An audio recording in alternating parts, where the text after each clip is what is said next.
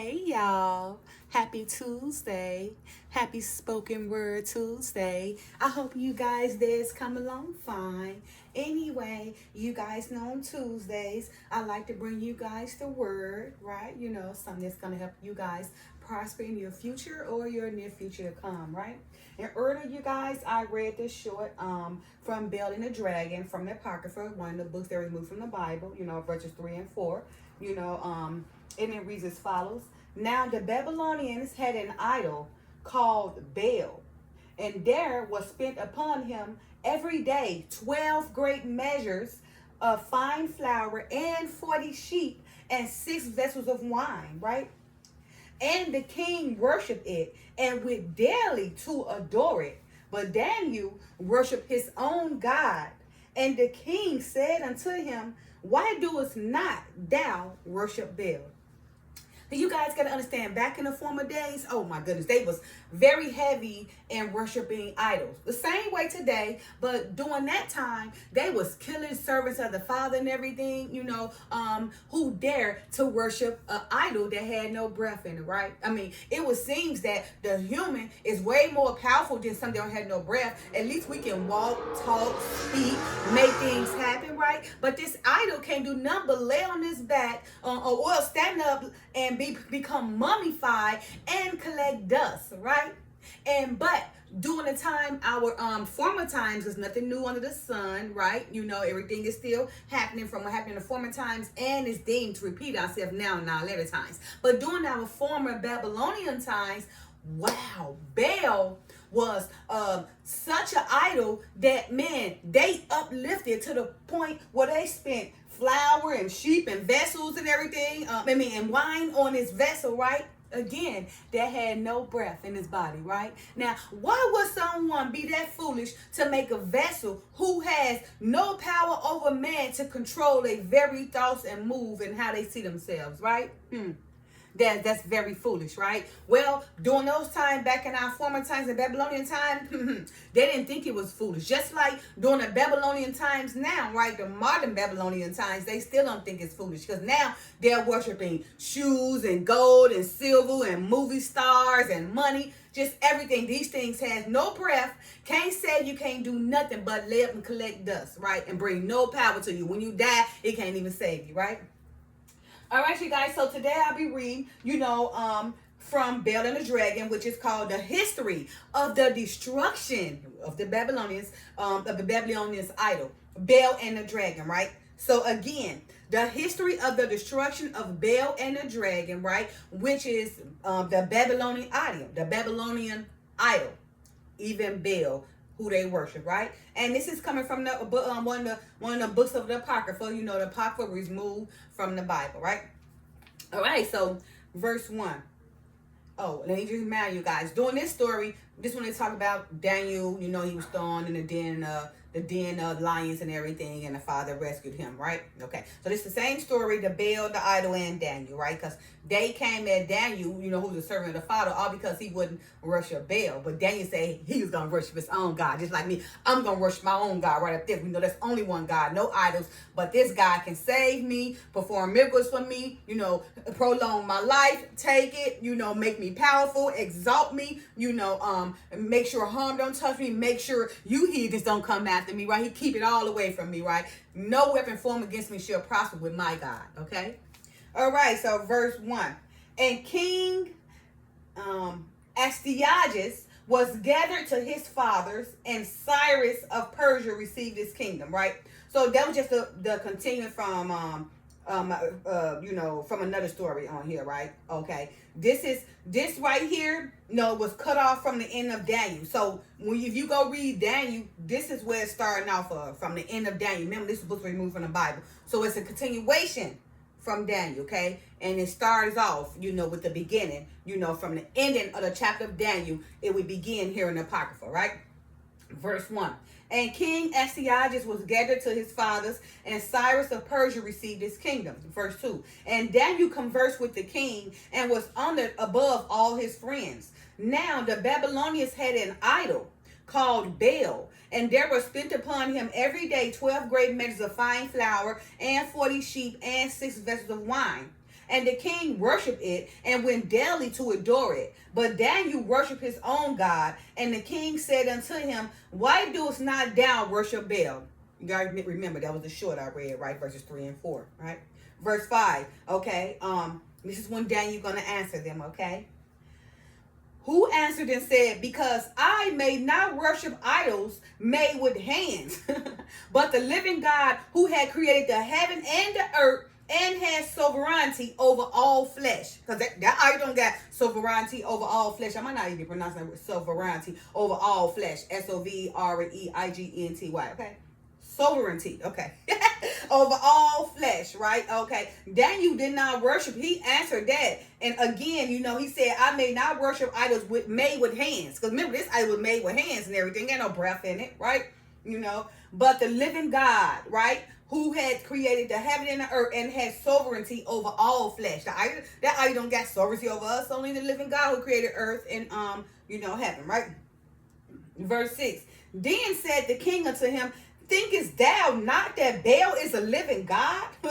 Seest thou not how much he eateth and drinketh every day? The king is to tell him, Daniel, what you mean? You're not going to serve our idol, right? The king is under the impression that this idol, is eating and drinking every day. That's how delusional they was back then, just like they are these days, okay? Just delusional out their mind. Create stuff in their mind, making stuff that happen, and don't even got no breath. This thing they make it happen, can't breathe, can't do nothing, can't save them, can't make nothing happen, can't feed them, can't make them happy or nothing, right?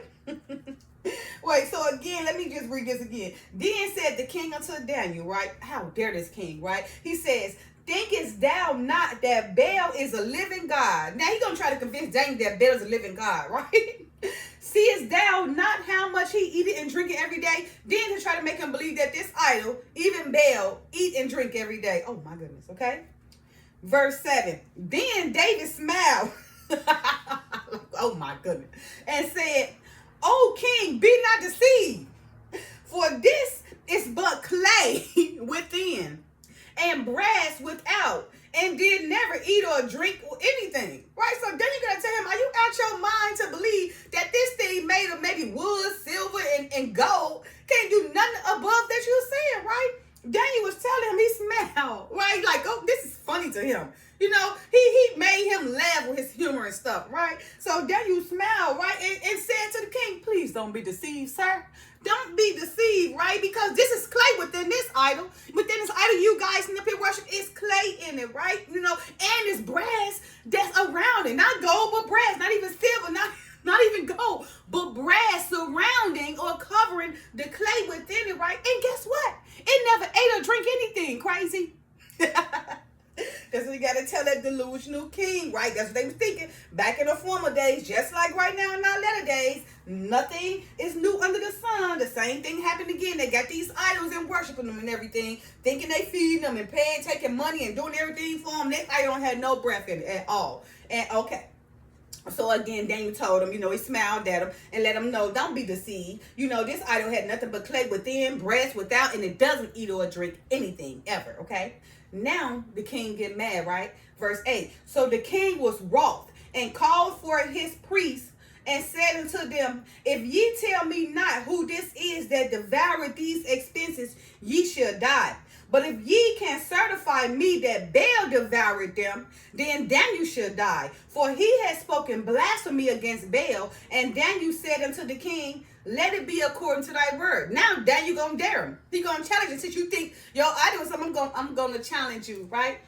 So basically the king was wrought with Daniel, right? And he called his priest, he's telling them, right? If he can't, tell me not, who this is the value of this, because the priest and everybody got the king thinking that this idol is eating up all the food, all the drinks and all that, right? So that's why he said, if you tell me not who this is that devoured these expenses, the expenses of the food, the wine, the drinks and everything, right? They should die. You know what I mean? If you tell me, who this is that if you tell me not who this is that devoured these expenses, you should die. So now you're telling the priest, if you don't tell me who eat these expenses, you're going to die, because Daniel's saying that this idol don't eat or drink, right? Okay, because Daniel is now daring him, right? So because the king saying, but if you can certify me you know, that Baal devoured. If you can certify that Baal, the idol, do eat these expensive, like the flour, the water, the drinks, right? You know, then Daniel should die. So either Daniel gonna die from lying and trying to make the king think that this idol is not eating these drinks and all that, or the people gonna die who's deceiving the king as well, making him believe that Baal, the idol, is eating these drinks, when it's actually the people going behind the king back, being sneaky, as usual, right to this day, okay? All right. So, verse 10. Now the priests of Baal were 70, which is 70, besides their wives and children, and the king went with Daniel into the temple of Baal. So now, since Daniel didn't dare the king to let him know, sir, this idol you got, ain't nothing living about it, right? Nothing in it. It's not eating or drinking your drinks or anything like that. So all they telling you, all the people that's telling you, they're lying to you. They make you spend all your money on this idol and spending all your money getting drunk and high and full of all your expenses. Okay. All right. So now again, verse 10. Now the priests of Baal were 70, that's 70 again, besides their wives and children, and the king went with Daniel into the temple of Baal. Now the king going into the temple with Daniel, since Daniel that made all his accusations, okay?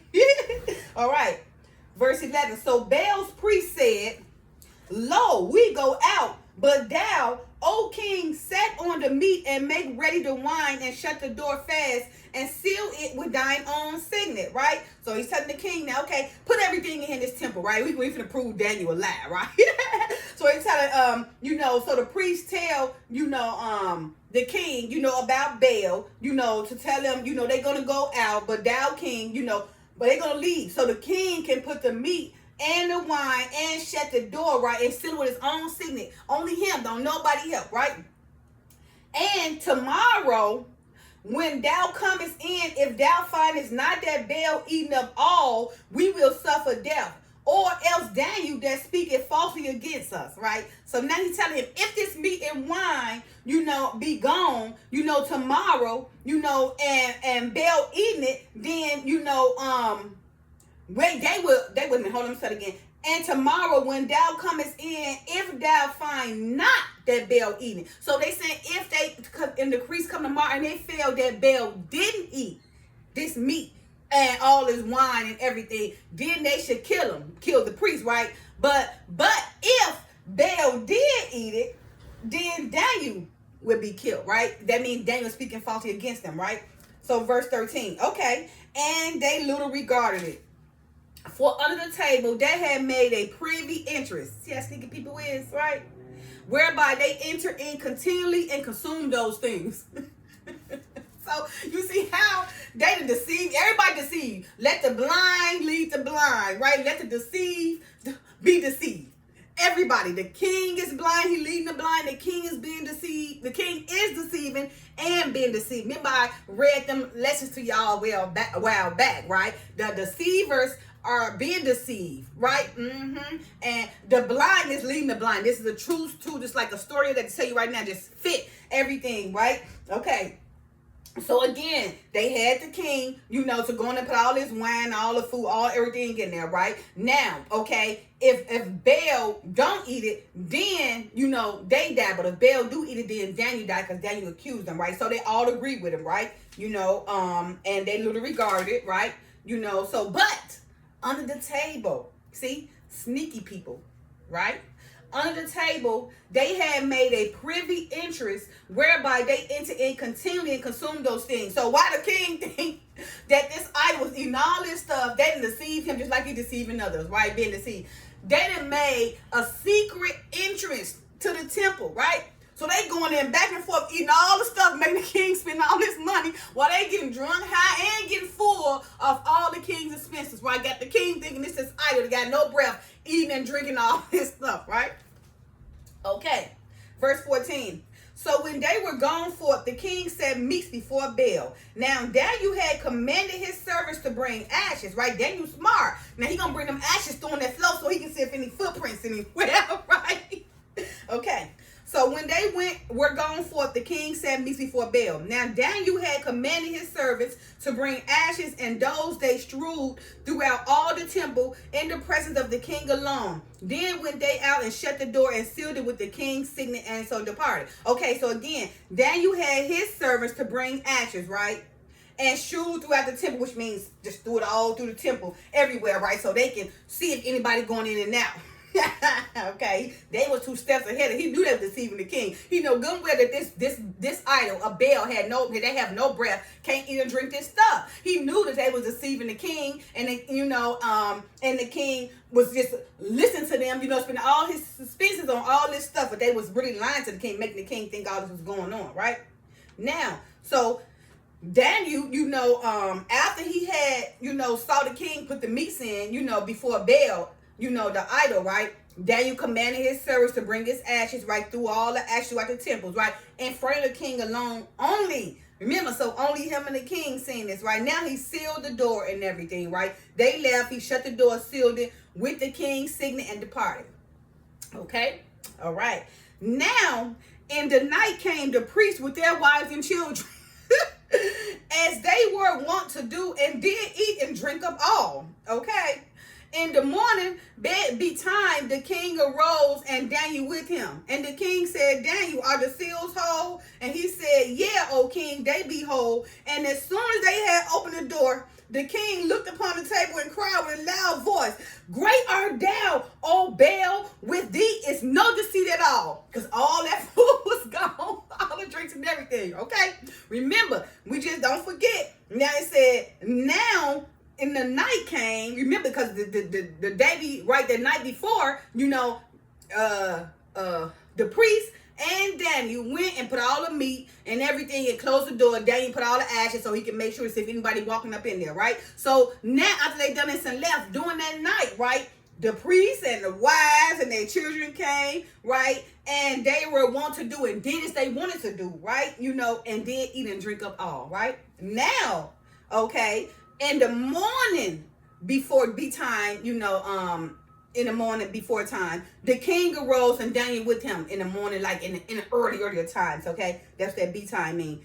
In the morning B time, the king arose and Daniel with him, right? And the king said, Daniel, are the seals whole? And he said, yeah, O king, they be whole. Okay, so he's saying everything be whole, ain't nothing been touched, so that means nothing had happened. Okay, so now like the door ain't been touched, everything looked the same, everything is still whole, right? Okay, so now verse 18, and as soon as he had opened the door, the king looked upon the table and cried with a loud voice, great art thou, O Baal, and with thee no deceit at all, because the food was gone. Then Daniel laughed again, like, are you out your mind or something to believe this? How foolish.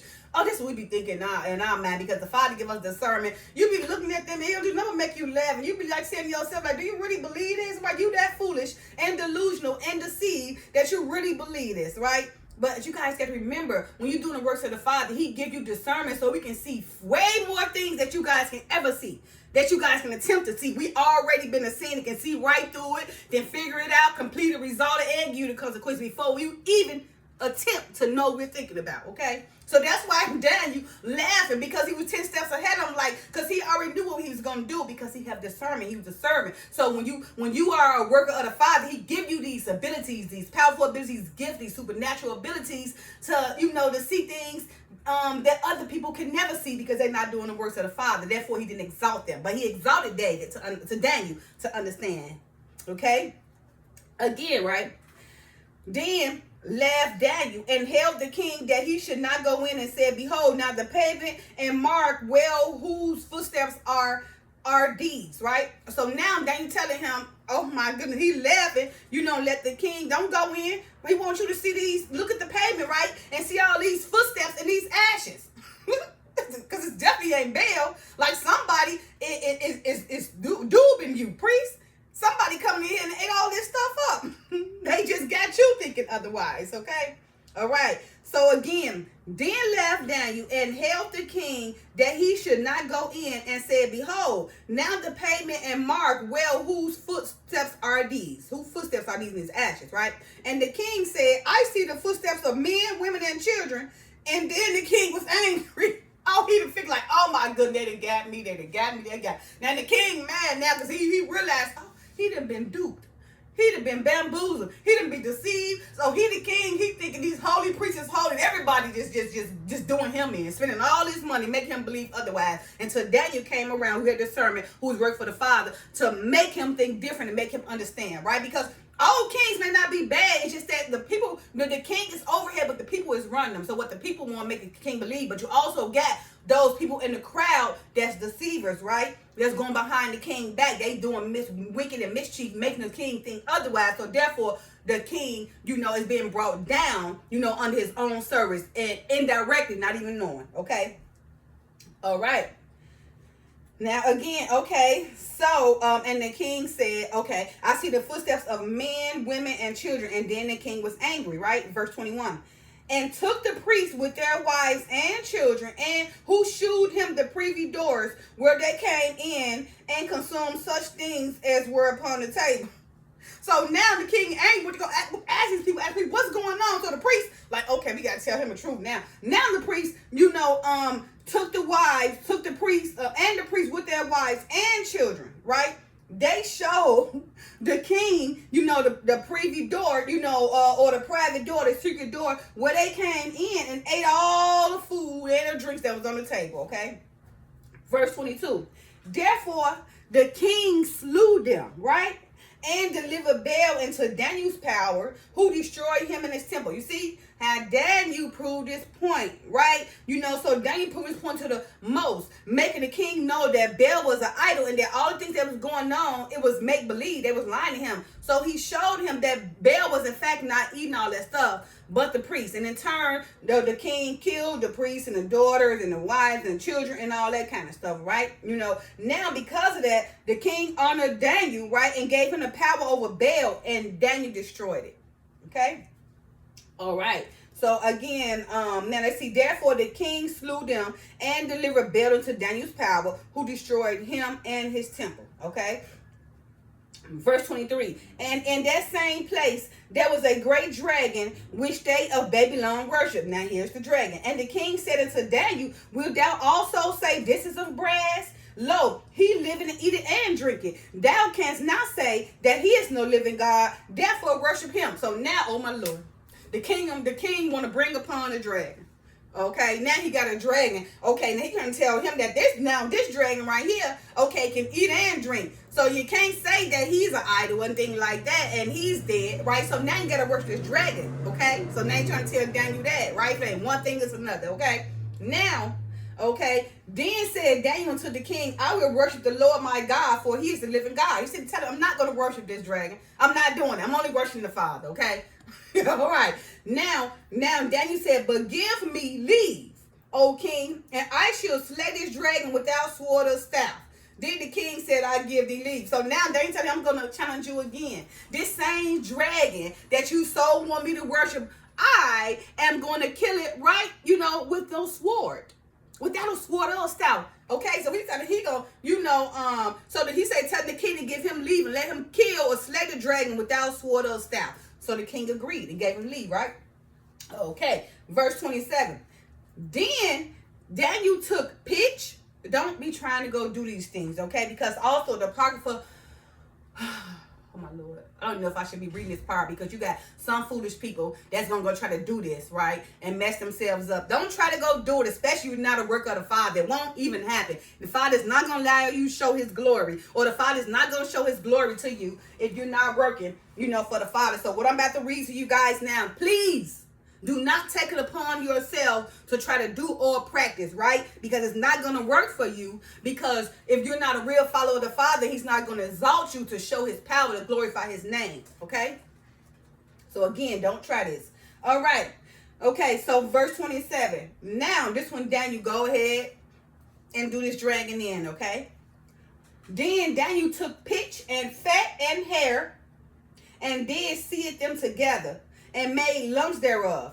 This he put in the dragon's mouth, and so the dragon burst in sunder. And Daniel said, lo, These are the gods you worship. So it was just that easy for him to make up a concoction, of pitch, fat, and hair, right? He put all these things together and seed them together, which is boil them. He boiled all these things together, right? Put them in the dragon's, what do you say? And put them in the dragon's mouth, right? Now, because these things put together was so potent and acidic, right? It bursted. It burst in the dragon's mouth, and the dragon went asunder, split in half, right? So now Daniel said to the king, lo, these are the gods you worship. You tell them they so weak. It was easy to kill this. All they had to do was take a few of the things that God created, the living God that created, put them together and kill this dragon to show you that, you worship him and he's weak. This dragon is weak. Why are you worshiping him? See, I'm going to remind you again. Daniel said, I'm going to worship my living God, okay? He keep, at a time and time, proving you that your idol Baal and this dragon is not worthy of God. Not powerful as God. Can't be God. God is over them and God created them, okay? All right, verse 28. When they of Babylon heard that, they took great indignation, right? And conspired against the king, saying, the king is become a Jew, and he had destroyed Baal, and he had slain the dragon and put the priest to death. So now they mad at the king because Daniel came in and convinced the king that Baal and his dragon, these are idols, right? He didn't kill these things. Now they done made the people mad because now they're accusing the king to be a Jew because now he following Daniel because Daniel didn't convince him, trying to lead him the right way. But the priests and all the people were so angry until they conspired against the king for believing Daniel and going against Baal and the dragon, okay? Right. So now again, when they of Babylon heard that, they took great indignation, remember, against the king, and conspired against the king, saying the king's become a Jew. Now they accuse him of becoming a Jew, and he destroyed Baal, because Daniel destroyed Baal, and he had slain the dragon, because Daniel slain the dragon, and put the priest to death, because the king put the priest to death, and the wives and children, right? Verse 29, so they came to the king and said, deliver us Daniel, or else we will destroy thee and thine house. Now they threaten the king. Since you want to sit up here and let Daniel do all this and take over, give us Daniel. Or if you don't give us Daniel, we're going to destroy you and your house and your family, right? So the king like, okay, okay, whatever. Y'all can have whatever, you can have whatever you like, right? So, okay. All right, see how they got the king, scared the king, right? Right. Verse 30. Now when the king saw that they pressed him sore, being constrained, he delivered Daniel unto him, who cast into the lion's den where he was 6 days. So this now, after they delivered Daniel to him, right, now he cast him into the lion's den, right, because he was constrained and everything, right, they was threatening to kill him, so he had to go with the people. Remember, the king is the overseer. Always remember the people running the show, okay? They can come together and make you do what they want. This is a prime example of what happened. They came together and, remember, scared the king and threatened him and told him if they didn't deliver them Daniel, they're going to kill him and his house, okay? All right, so now because the king, he had nowhere else to go to, really. He was constrained, so he delivered Daniel to them, right? Who cast him into the lion's den where he was 6 days. So after he delivered them, they cast him into the lion's den, right, for 6 days. And verse 32, and in the den there were 7 lions, and they had given them every day 2 carcasses and 2 sheep, which then were not given to them to the intent that they might devour David. So now they used to give these lions, remember they used to give these lions, 7 lions, every day they gave them carcasses, 2 dead animals and 2 sheep, right? Now they wasn't given to them during the time Daniel was in there because they wanted Daniel meat to become the carcass in the sheep, okay? So when they put Daniel in there, they didn't put these carcasses or the sheep because they wanted Daniel to be the meat for the lions, okay?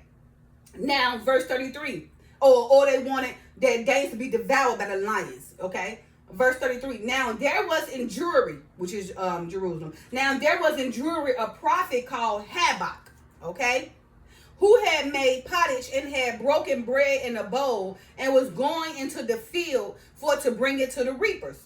But the angel of the Lord said unto Habakkuk, go, carry the dinner that thou hast into Babylon to Daniel, who is in the lion's den. right? You see how the Father works. He performs miracles. He can do things that's impossible for man, right? That's not possible for him. Remember, he exalts you when you doing the work for the Father. Oh my goodness, no weapon formed against you to prosper. He will show his glory. So now, Habakkuk, who's the prophet, right? They know Daniel hungry in there with these lions in there. Was in there 6 days. He stopped him. Mr. Habakkuk, or the prophet Habakkuk, who was in Jerusalem, right? Who was called a prophet in Jewry or Jerusalem, right? His name was Habakkuk. He made that pottage, broken bread in the bowl, and he was going to take it to the field to bring it to the reapers, to the people, who's going to eat. But the angel of the Lord said unto the prophet Habakkuk, go carry the dinner, that you was going to get to Babylon, to the Babylonians, give it to Daniel, right? Who was in the lion's den. Okay, verse 35. And Habakkuk said, Lord, I never saw Babylon, neither do I know where the den is. Right? What do you mean, God? What you mean gonna do this? I don't even know what Babylon is. I never seen Babylon, neither I know what the den is, right? Okay, so that means to bring it to the reapers. Okay, so I made a mistake. Habakkuk, the food he made wasn't for the Babylonians, but it's for the reapers. No, the people, I might even say Babylon, but for the people, the reapers who was hungry and everything. But again, the angel of the Lord said unto Habakkuk, go carry the dinner that thou hast unto Babylon. Daniel was in Babylon. So take it to Babylon, who was in the lion's den. And Habakkuk responded and said, Lord, I never saw Babylon, neither do I know where the den is. All right? Then verse 36. Then the angel of the Lord took him by the crown and bare him by the hair of his head and through the vehemency of his spirit and set him in Babylon over the den. Okay, vehemency is passionately, like, grievely, just do it passionately, in a very careful manner, okay? Hastily and everything, quick, like boop, boop, it's done, okay? All right, because remember, the angel of the Lord took the prophet Habakkuk by his crown, by the hair of his head, right? Through the vehemency of his spirit, and set him in Babylon over the den, right? And Habakkuk crying, saying, oh, Daniel, take the dinner which God has sent thee. Then Daniel like, whoo, thank you, Father. Okay. My scarves always falling off my head. Maybe my hair be slippery or my head one, or the scarf slippery, something. Okay? Well, I just don't do it right. Okay. So, verse 37 again. And Habakkuk cried, saying, oh, Daniel, take the dinner which God has sent thee. All right, so Daniel, he feel relieved. He says, and Daniel said, thou hast remembered me, O God, neither hast thou forsaken them that seek thee and love thee. So you see, the Father remembered Daniel. They threw him in the lion's den, seeking death. Didn't give the lions no carcasses or sheep so they can make Daniel the meat. Okay, but remember, once you're doing the work for the Father, no weapon formed against you shall prosper. If you really doing this work in spirit and truth, he got you, right? Okay, so now that's when, when Habakkuk came, to relieve Daniel of his hunger, gave him some food, Daniel was relieved. And remember, and was thankful that the Father did remember him, did not forsake him, didn't forsake him or those that seek him and love him, right? All right, verse 39. So Daniel rose and did eat, and the angel of the Lord set Habakkuk in his own place again, in his own place immediately. So vehemently again, in the spirit, Habakkuk was gone, like the Star Trek movies. They be here one minute and gone the next minute. Remember, they got all that stuff from the books, okay? Those written, movies, they get it from the books too, in the memory of the spirits from here to here. So now after Habakkuk had fed Daniel and Daniel ate and everything, then the Father took the prophet Habakkuk back the same way, vehemently, back to his destination through the spirit, okay? Now, verse 40. Upon the 7th day, the king went to bewail Daniel. And when he came to the den, he looked in, and behold, Daniel was sitting. Then cried the king with a loud voice, saying, great art thou, O Lord God of Daniel, and there is none other beside thee. You see? So, upon the 7th day, the king went to go bewail Daniel, right? That bewail, like, grieve for him, cry over him and everything, because he knew that he was constrained. They forced him to do the things, right? But when he looked in there, when the king looked in there in the den, Daniel was sitting, right? Then the king cried with a loud voice, saying, "Great art thou, O Lord, God of Daniel, and there is none other besides thee." You see, he became a believer, right? All because of Daniel. And he drew him out and cast those that were the cause of his destruction to the den, and they were devoured in a moment before his face. So the king took Daniel out and put the priests, all the people that came against him, to kill them, and threw them in there. And guess what? Right?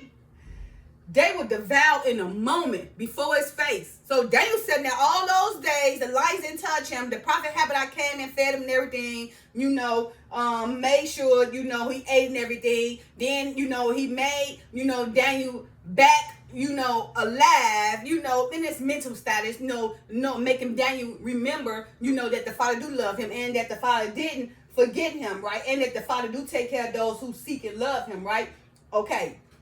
Now, now that the king, was made to do all these things, after he seen that Daniel was not eaten by these lions, he knew that there was no other God greater than Daniel, living God, right? And for a turn, what he did, those same people that constrained him and forced him to put Daniel in that den, he threw them in there, right? And they got eaten up immediately, right before the king's face. Woo! 5, 4, 3, 2, 1. They was gone and dead, right?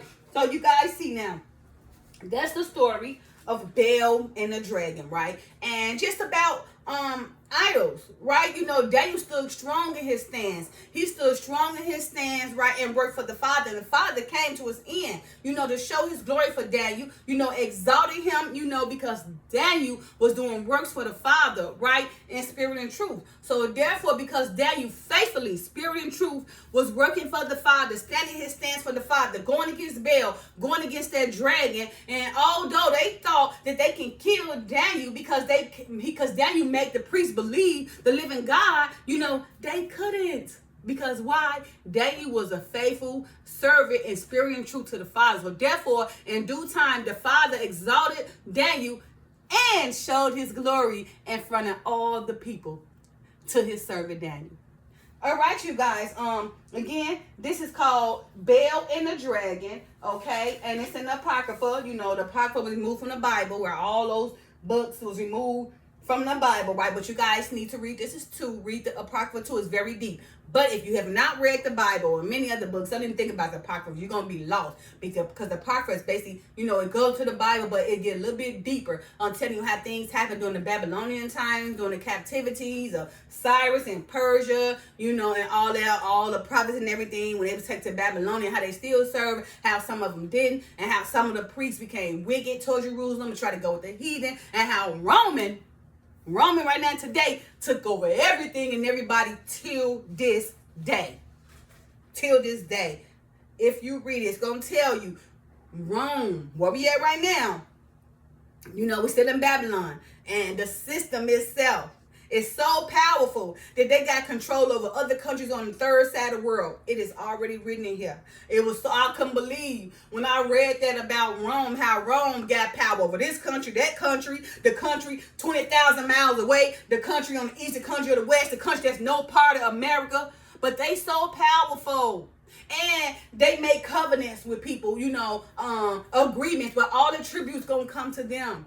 So the same right now today, we are still under that system, under the same system that got control over so many governments and so many world entities. They that powerful. They still got power over governments that's 30, 40,000 miles away. And they got all these covenants and all these people because why? They give them gifts and tributaries, right? Okay? That's why they so powerful, okay? And it's still going on today. And if you guys go read, like I said, the Apocrypha, you're going to read it about Rome. Because right now, we're still in Rome.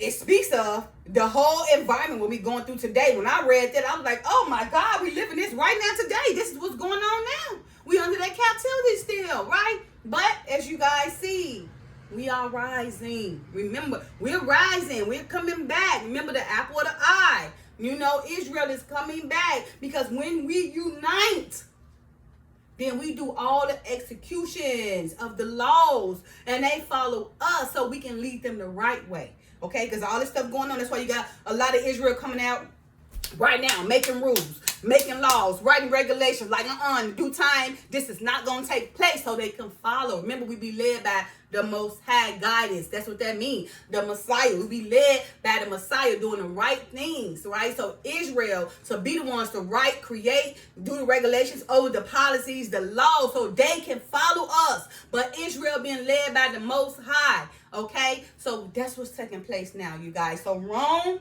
right now, okay, even though they're in that system, remember the Father said restoration take place, right? And he should come and we should lead them all by his guidance. So get ready. We are rising in unity. And those who want to still be around here, be coons and make themselves believe like crazy stuff, then you're going to be deceived just like those priests and wives and everybody else was deceived, right? Because the king himself was made to become a believer because of the prophet Daniel. And that's my job too.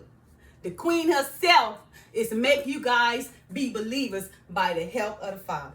All right, you guys. Love you guys. Happy Tuesday. Peace.